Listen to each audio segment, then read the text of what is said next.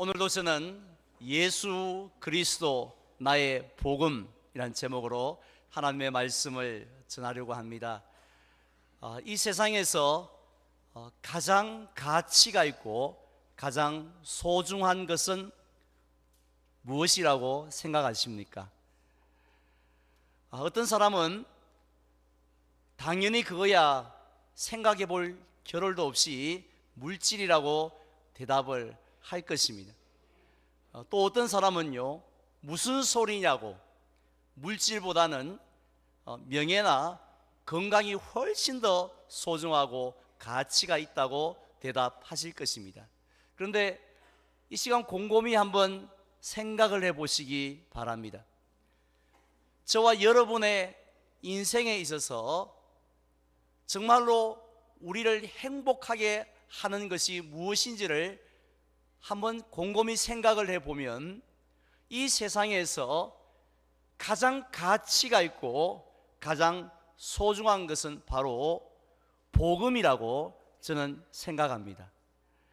이런 저의 생각이, 저의 고백이 여러분의 고백이 되기를 주님의 이름으로 축원을 드립니다. 지난 주일에 말씀을 드린 것처럼 복음은 기쁜 소식, 복된 소식, 굿뉴스라는 뜻을 가지고 있습니다. 그렇다고 해서 우리가 이 땅을 살아가면서 듣게 되어지는 모든 기쁜 소식들을 다 복음이라고 하지는 않습니다.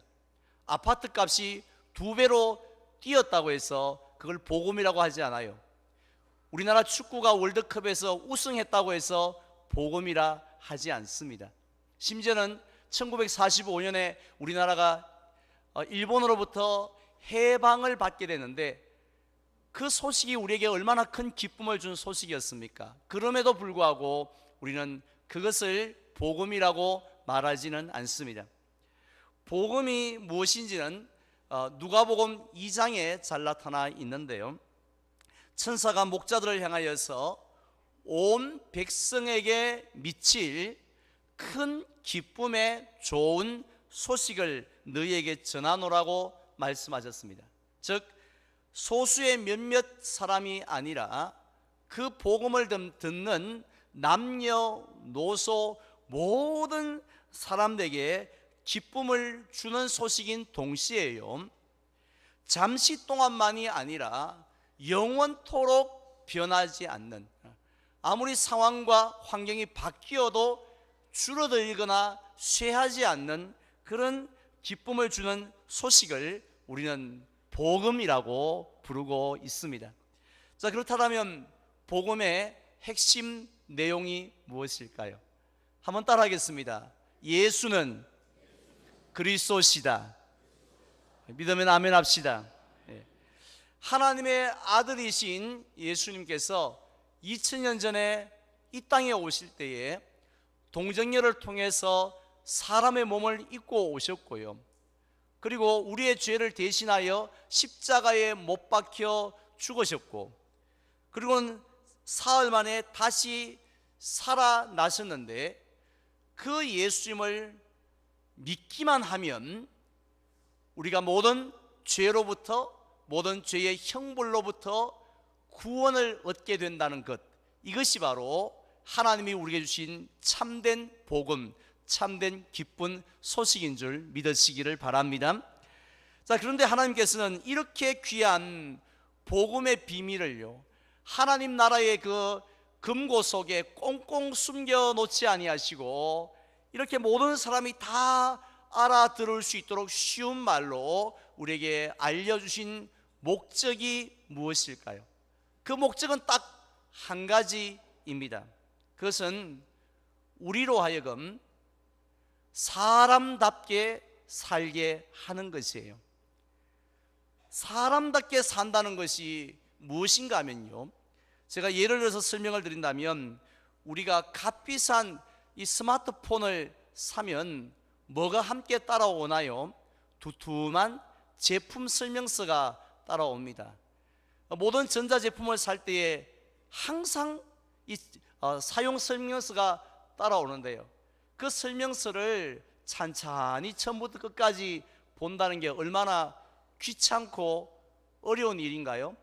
그럼에도 불구하고 그것을 우리는 보아야만 하죠. 왜냐하면 그 설명서를 제대로 읽어야지 스마트폰을 스마트폰답게 사용할 수 있기 때문입니다.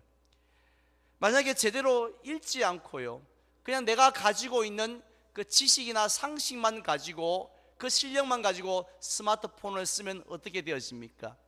얼마 쓰지 못해서 뭐야 창에 이게 뭐 이렇게 많이 떴어 하고 이렇게 제대로 폰을 사용을 하지 못할 것이고요, 겨우 쓴다는 것이 여보세요 하고 전화 걸고 받고 그 비싼 이 스마트폰으로 또 잘 쓰면, 정말 잘 쓰면 카톡 주고받는 그 정도로 쓴다는 거죠. 자, 우리의 이런 모습을 정말 스마트폰을 만든 사람이 본다라면 얼마나 안타깝겠습니까? 우리는 폰이 가지고 있는 기능의 10분의 1이 뭐예요? 100분의 1도 우리가 다 쓰지를 못합니다. 그러면서 늘 이렇게 들고 다니는 모습을 보면 아이고, 스마트폰은 저렇게 쓰는 게 아닌데 하고 답답하지 않겠습니까? 저는 그 답답한 마음이 저와 여러분들을 바라보시는 하나님에게도 있다고 믿습니다. 왜냐하면 창세기 1장에 보면 하나님께서는 사람을 창조하실 때 아무렇게나 대충 그냥 심심해서 만드신 것이 아니었지요. 다른 피조물과는 달리 누구의 형상대로요? 하나님의 형상대로, 유일하게 사람만 하나님의 형상대로 지으셨고요, 그리고는 그 사람에게 복을 주셨다고 했습니다. 뿐만 아니라 그 사람에게 생육하고 번성하여 땅에 충만하고 땅을 다스리라는 그런 문화 명령까지 내려주셨습니다. 따라서 하나님께서는 이렇게 스페셜하게, 특별하게 만드신 사람이 이 땅에서 어떻게 살아가기를 원하셨을까요? 그냥 우리가 혐오스럽게 생각하는 뱀처럼요, 늘 사람에게 아유 저 인간 하고 혐오스러운 모습으로 살기를 원하시지 않습니다. 또 소처럼요, 평생 일만 하다가 그렇게 우리의 삶을 다 허비하기를 하나님은 원치 않으세요. 하나님은 우리가 어떻게 살기를 원하시냐면 우리를 사람답게, 인간답게 살기를 원하신다라는 것입니다. 자, 그렇다면 도대체 어떻게 사는 것이 사람답게 사는 건가요? 몇 평 이상, 몇 cc 이상, 연봉 얼마 정도, 그게 사람답게의 기준은 아닌 것 같습니다. 물론 우리 사람들은 그걸 기준으로 살죠. 제대로 사네, 성공했네, 잘 사네, 못 사네 평가하지만 하나님의 기준은 그것이 아니에요. 우리가 어떻게 살기를 하나님이 원하시는지는 여호수아 1장 7절 말씀에 잘 나타나 있습니다. 우리 함께 봉독할까요? 오직 강하고 극히 담대하여 나의 종 모세가 내게 명령한 그 율법을 다 지켜 행하고 우로나 좌로나 치우치지 말라. 그리하면 어디로 가든지 형통하리니. 아멘. 지금 하나님께서는 40년 광야 생활을 다 마치고요, 가나안 땅에 지금 들어가려고 만반의 준비를 하고 있는 그런 모세의 후계자 여호수아와 그의 모든 백성들을 향하여서 너희가 가나안 땅에 들어가거든 그냥 가나안 땅에 사는 그 사람들처럼 살지 말고 이렇게 사는 것이 내 뜻이니라고, 이렇게 사는 것이 하나님의 자녀가 살아가야 할 모습이라고 하면서 말씀하신 거예요. 첫 번째는 어떻게 살아라고 했습니까? 강하고 담대하게 살아야 한다고 했습니다. 왜냐하면 이스라엘 백성에게 대단한 능력이 있기 때문이 아니라 누가 대단하십니까? 누구의 능력이요? 이스라엘 백성들과 함께 하시는 하나님의 능력이 모세보다 조금 더 나은 정도가 아니라 말씀으로 천지를 지으실 정도로 전능하시기 때문이에요. 그리고 그 하나님이 이스라엘 백성들과 절대로 떠나지 아니하시고 함께하고 계시기 때문에 그렇습니다.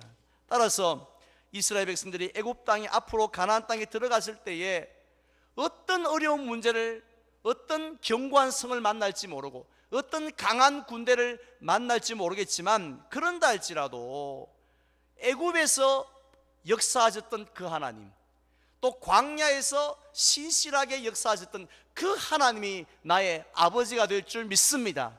나와 함께 하실 줄 믿습니다. 나를 도와줄 줄 믿습니다 하고 두려워하지 아니하고 강하고 담대하게 살아가는 것, 이것이 바로 하나님께서 말씀하신 사람답게 살아가는 것인 줄 믿습니다. 그리고 또 한 가지는 뭐라고 했었습니까? 형통의 복을 누리는 거라고 했습니다. 갈라디아서 6장에 보면요, 사람이 무엇으로 심든지 그대로 거두리라는 말씀이 있습니다. 하나님께서는 우리에게 복 받으라, 복 받으라, 그 말씀을 하면 좋을 텐데 순종하라고, 율법대로 살라고, 내 말을 따르라고 얼마나 많이 말씀하십니까? 그 이유가 뭔가요? 그것은 우리가 순종을 심으면 순종으로, 그냥 그 순종으로 끝나지 않기 때문입니다. 아니, 이 농부가 씨앗을 심었는데 그냥 씨앗으로 끝나는 경우가 어디에 있습니까? 물론 순종에는요, 당연히 희생이 따릅니다. 또 많은 또 수고가 따르죠. 그렇지만 사람의 때가 아니라 하나님이 정하신 때가 되어지면 하나님께서 거두게 하신다는 겁니다. 뭘 거두게 하시는가요? 형통의 열매, 형통의 축복을 거두게 하시는 줄 믿습니다. 그래서 우리가 이 땅에서 내 뜻대로, 내 하고 싶은 대로 살다가 아무것도 누리지 못하고 빈손의 인생을, 영적인 거지의 인생을 사는 것이 아니라 하나님의 말씀에 순종하면서 살았어요. 하나님이 주시는 풍성한 은혜 가운데 영적 부자의 삶을 살아가는 것, 그것이 바로 하나님의 뜻이고, 그것이 바로 인간답게, 사람답게 사는 것인 줄로 믿습니다. 자, 이러한 삶을 우리가 살기를 하나님은 원하세요. 제발 좀 이런 삶을 살아라고. 우리가 인생을 여러 번 사는 거 아니지 않습니까? 딱 한 번 인생을 사는데 하나님이 디자인해 놓으신, 하나님이 원래 계획해 놓으신 그 모습대로, 그 의도대로 살아가기를 하나님이 원하세요. 그래서 하나님은 어떻게 하셨습니까? 오늘 본문 1절 말씀에 보면요, 제가 봉독합니다. 옛적에 선지자들을 통하여 여러 부분과 여러 모양으로 우리 조상들에게 말씀하신 하나님이라고 하셨습니다. 지금 히브리서 기자는요, 우리 하나님께서는 구약 시대 때부터 어떠한 분이었는지를 가르쳐 주고 있는데, 하나님은 침묵하시는 분이 아니라 우리를 향하여서요, 우리를 향하여서 계속해서 말씀하신 분이었다고 가르쳐 주시고 있습니다. 특별히 한 가지 방법이 아니라 여러 가지 모양과 여러 가지 방법으로 우리에게 말씀하시면서 바로 하나님이 디자인해 놓으신 그 모습대로 한번 살아보라고, 이렇게 힘들고 어렵고 불안하게 사는 이런 인생 말고 하나님이 우리에게 살으라고 보장해 놓으셨고 약속해 놓으셨던 그런 인생, 한번 멋진 인생 살아보라고 계속 말씀하셨다는 거예요. 구체적으로 어떻게 해요? 여호수아에게 직접 말씀하셨던 것처럼 노아에게는 방주를 지어라고 직접 말씀하셨습니다. 아브라함에게는 고향을 떠나라고 직접 그렇게 말씀하기도 하셨습니다. 뿐만 아니라 하나님은 이 이스라엘 백성이 경험했던 그 역사적인 사건들, 그 사실들을 통해서 또 하나님은 이스라엘 백성에게 이렇게 살으라고 말씀을 하셨죠. 요셉에게는 어떻게 말씀하셨습니까? 두 가지의 기이한 꿈을 통하여서 장래에 또한에 대하여 말씀을 하셨습니다. 심지어 이 발람 선지자 같은 경우는요, 워낙 깨닫지 못하니까, 워낙 하나님 아버지의 그 마음을 이해하지 못하니까 그 말 못하는 짐승 나귀의 입을 통해서도 하나님께서 말씀하기도 하셨습니다. 바로 이처럼 하나님은 우리가 이 땅에서, 이 땅이 광야 같으니 그냥 고생하는 것, 또 우리가 여러 가지 비참하게 사는 것을 당연하게 여기며 살기를 원치 않으세요. 뭐 인생 다 그런 거지 뭐 하고 인상 팍 쓰고 그렇게 입이 이만큼 나와가지고 내가 죽지 못해 산다, 뭐 이런 그런 어떤 자조 섞인 말 하면서 그렇게 살기를 원치 않으세요. 하나님은 우리를 그렇게 안 지으셨다니까요. 이 땅에 보내실 때에 그렇게 살라고 보내신 것이 아니라는 것입니다. 하나님은 우리가 이 땅에서 정말 하나님이 만드신 대로 하나님이 주신 복을 누리면서 기쁨으로 행복하게 살기를 원하시고 이미 허락하셨다는 겁니다. 자, 그럼에도 불구하고 사람들은 어떻게 살았습니까? 강하고 담대하게 살지를 못했지요. 이스라엘 백성들만 보십시오. 그들은 출애굽한 뒤에 홍해 앞에서, 바로 군대 앞에서 어땠습니까? 강하고 담대했던 것이 아니라 두려워서 어쩔 줄 몰라 했습니다. 그리고 또 광야에서는요, 배고픔과 목마름 앞에서도 하나님께서 그렇게 신실하게 역사하셨음에도 불구하고 역시 두려워하였습니다. 정탐꾼들이 가나안 땅을 정탐하고 돌아왔을 때는 어땠습니까? 그들은 우리의 밥입니다 하고 하나님을 의지하고 일어났던 것이 아니라 오히려 우리는 그들 앞에 메뚜기에 불과하다고, 이제 우리 다 끝장났다고, 애굽으로 돌아가자라고 하면서 그렇게 불안했던 것이, 두려워했던 것이 이스라엘 백성들 모습 아닙니까? 심지어 예수님과 늘 함께 지내고요, 동거동막 있던 제자들의 모습은 어떻습니까? 어느 날 예수님과 함께 배를 타고 갈릴리 호수를 지나갈 때에 그 거대한 풍랑을 만나니 풍랑 앞에서도 그냥 그들은 찬송했던 것이 아니라 죽게 되어졌다고 두려워했습니다.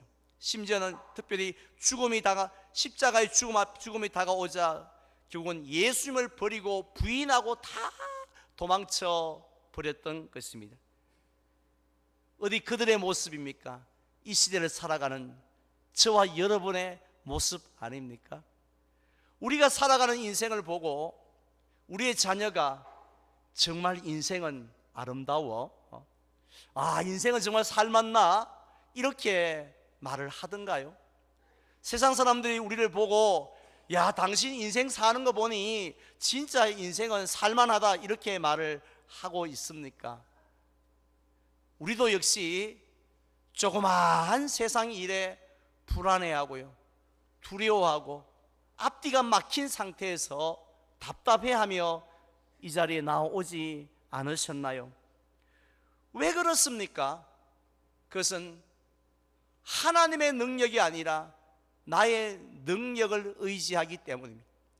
천지를 지으신 하나님이 우리 아버지가 되신다고, 나를 떠나지 아니하신다고 하셨지만 우리는 그 하나님은 잊어버리고요, 그 하나님은 세례받을 때 이 하나님 믿습니다, 또 예배할 때 하나님 찬양합니다로 끝나버리지, 삶 속에 함께 하신 하나님을 붙잡지, 하나님의 능력과 지혜를 붙잡지 않고 그 보잘것없는 내 힘과 내 능력 의지하고 살려고 하기 때문에 두려운 거예요. 그리고 또 하나님께서 말씀하신 길, 그 말씀대로 살면 될 텐데 이거 빼고 저거 빼고 요거 자르고 저거 다 자르고 하면서 내 입맛에 맞는 말씀만 지키려고 하다 보니까 우리의 삶이 형통하지를 않는 겁니다. 이처럼 하나님의 기대를 저버리고 살아가는 삶, 그 삶을 가리켜서 성경은 딱 한 자로 뭐라고 하시는지 아십니까? 죄라고 합니다. 우린 죄라 하면요, 뭐 엄청난 일을 저지르고 그래야만 우리 죄라고 생각하는데, 사실은 성경에서 말씀하는 죄의 정의는 하나님의 기대대로 살지 않는 것입니다. 무엇을 우리는 하지 말라고 한 것을 하는 건요, 도둑질하고 불륜 저지르고 사기치고 무슨 뭐 살인하고 하지 말라고 하는 것을 하는 것이 죄라고 생각하는데, 사실은요, 하라고 하신 것을 하지 않고 사는 것도 죄입니다. 하나님이 이렇게 살으라고 하시는데 그렇게 못 사는 것도요, 그것도 죄라는 사실을 여러분 인정하셔야 된다는 겁니다. 그런데 이러한 죄가 없는 사람이 세상에 헤아리 보니까 몇 명이라고요? 목사하고 장모님 3분하고 총 몇 명이라고요? 하나도 없다고 하셨죠. 특별히 로마서 3장 23절은 모든 사람이 죄를 범하였음에 하나님의 영광에 이르지 못했다고 했는데, 그 하나님의 영광에 이르지 못했다는 것은 하나님이 디자인해 놓으신, 하나님이 우리를 위해 예비해 놓으신 그 행복의 삶을 누리지 못했더라라는 말씀이에요.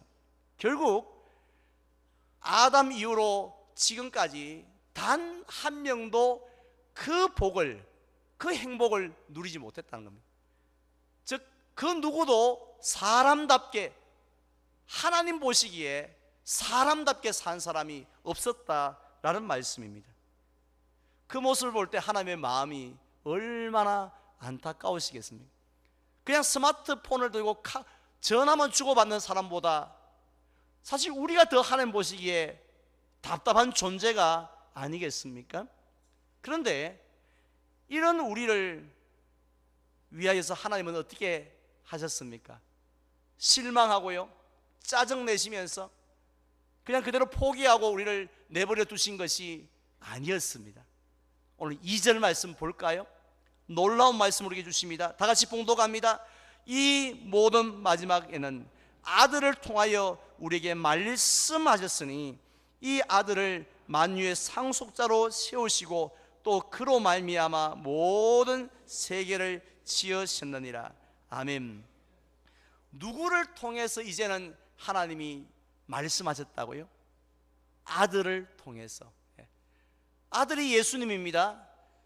하나님께서 아무리 말씀하셔도 우리 사람이 사람답게 살지를 못하니까, 그 행복을 누리지 못하니까, 너무 인생을 힘들게들 사시니까, 그래서 하나님께서는 마지막 날에 최후의 수단으로 아들이신 예수님을 이 땅에 보내셨다라고 말씀하고 있습니다.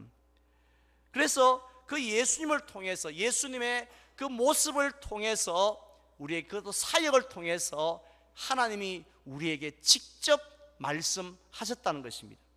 먼저 하나님은 예수님이 행하신 모든 기적과 또 기사를 통해서요, 하나님의 능력이, 즉 우리와 함께 하시는 그 하나님의 능력이 얼마나 대단한가를 직접 보여주셨지 않습니까? 성남 파도를 잠잠케 하셨고요, 그리고 또 물이 변하여 포도주가 되게 하셨고, 죽은 나사로까지 살리신 것은, 그것은 바로 우리에게 대한 말씀이에요. 정신을 차리라는 겁니다. 그 하나님의 능력을, 이 능력이 너희와 함께하고 있음을 깨달으라라는 그런 말씀 아니겠습니까? 그리고 또 십자가의 사건을 통해서 우리를 향하신 하나님의 사랑이 얼마나 대단한가를 보여주신 것이죠. 말씀하신 겁니다. 우리는 부모님의 은혜, 스승의 은혜, 하늘 같아서 노래는 많이 부르지만 정말 그게 가슴에 와닿습니까? 정말 하늘 같다고 생각하나요? 그런데 어느 순간에 보면, 어느 순간에 그걸 깨달을 때가 있죠. 경험할 때가 있죠. 아, 부모님의 은혜가 하늘 같다는 게 이거구나 하는 것을 우리가 깨달을 때 있지 않습니까? 마찬가지입니다. 우리 하나님께서도 예수님의 그 십자가를 통해서 하나님이 우리를 사랑하시는데 그냥 하나님은 사랑이시다 그렇게 읽을 때 그 사랑이 아니라 자다가도 벌떡 깨어 일어나야 할 정도로 그런 놀라운 사랑으로 저와 여러분들을 사랑하고 계시다는 것을 무엇을 통해서요? 십자가를 통해서 보여주셨다는 것입니다. 죄 없으신 예수님이 십자가에서 뭐라고 하셨습니까? 나의 하나님, 나의 하나님, 어찌하여 나를 버리시나이까? 라고 그렇게 탄식하셨는데요, 결국은 예수님은 우리가 받아야 할 그 엄청난 저주를 예수님이 받으셨고 그 엄청난 형벌을 예수님이 대신 받으셨어요. 그래서 우리는 그 사랑으로 인해서 허물과 죄로 죽었던 우리가 새로운 피조물 된 줄, 새 생명 얻은 줄 믿으시기를 바랍니다. 그 예수님의 십자가의 은혜로 우리는 마귀의 종이 아니라 하나님의 자녀가 되었고 하나님을 향하여 아바 아버지라 부르면서 은혜의 보좌 앞에 나아갈 수 있고 그리고 지금 이 자리에 나오게 된 줄 믿습니다. 무엇입니까? 이만큼 내가 너희를 사랑한다는 거죠. 하나님께서는 이만큼 내가 너희를 귀하게 여긴다라는 것을 우리에게 말씀하고 있습니다. 결국 복음 대신 예수 그리스도를 통해서 하나님께서 우리에게 주시고자 하시는 말씀이 무엇입니까? 바로 사람답게 살으라는 것입니다. 이런 하나님의 능력과 사랑이 우리 가운데 그저 은혜로 우리의 공로가 아니라 값없이 주어졌기 때문에 이제는 더 이상 마귀 앞에 쫄 필요가 있다는 말이에요, 없다는 말이에요? 우리는 사탄 마귀 앞에 빚진 게 없어요. 꿀릴 게 없습니다. 불안해할 필요 없어요. 예수님이 다 담당하셨기 때문에 우리가 영적인 원수인, 영적인 대적인 마귀 앞에서도 당당하라는 말씀입니다. 심지어는요, 우리 예수님이 죽음의 권세까지 이겼으니까 뭐 앞에서요? 죽음 앞에서도 세상 사람들은 다 벌벌 떨지만 하나님의 자녀들은 죽음 앞에서도 당당하게 살아라, 이런 말씀입니다. 세상에 또 많은 어렵고 힘든 문제들이 있지 않습니까? 그것 때문에 우리가 숨을 쉴 수 없어요. 하지만 그러나 내 힘으로는 종이 한 장 움직일 수 없지만 하나님의 능력으로, 하나님의 사랑이라면 능히 이겨낼 수 있습니다 하면서 하나님을 의지하고 그 문제 앞에 당당하게 서기를 하나님이 원하시는 줄 믿습니다. 그리고 또 우리에게 이제는 예수 그리스도를 따라가라고요. 이제는 예수님이 걸어가신 길을 그대로 밟으라고 말씀합니다. 예수님이 제자들을 만날 때에, 전 부르실 때에 11조 얼마 해라, 전도 멸명하라고 하신 게 아니라 Follow me, 나를 따라오라고 했습니다. 왜냐하면 예수님을 따라가는 그 길은 뭐예요? 십자가의 길이에요. 하지만 그 길 끝에는 하나님의 형통의 복이 있는 줄로 믿습니다. 그래서 그 길을 우리 보고 따라오라고 말씀하신 것 아니겠습니까? 그렇기 때문에 우리에게는 바로 이 예수 그리스도의 십자가의 복음이 우리의 인생을 행복하게 하는 줄 믿습니다. 여러분, 속지 마십시오. 내가 갖고 내 통장에 있는 물질이, 내가 내 이름으로 등기되어져 있는 그 건물이 우리를 행복하게 하는 것이 아니라 결국은 우리 안에 계시는 예수 그리스도가 우리를 행복해 하는 줄로 믿으시기를 바랍니다. 혹시 바이올린 연주자 중에 정요한 집사를 알고 계시는지 모르겠습니다. 그는 북한의 대표적인 바이올린 연주자입니다. 얼마나 실력이 탁월하 있고 어릴 적부터 신동이라는 소리를 들었으면, 그의 할아버지가 장로였기 때문에 출신이 좋지 않았음에도 불구하고 김정일 전임 악단의 단장을 8년 동안 역임을 했습니다. 얼마나 실력이 출중했던지 동유럽의 교환 교수까지 파견되어졌는데요. 그런 동유럽에 있다가 결국은 목숨을 걸고 탈북을 하게 되었습니다. 그가 탈북을 한 이유가 뭔지 정부 관계자가 제일 먼저 묻지 않겠습니까? 제일 먼저 물었을 때에 대부분의 사람들은 배가 고파서 왔습니다. 자유가 그리워서 왔습니다. 뭐 이런 여러 가지 이야기를 당연히 하지 않겠습니까?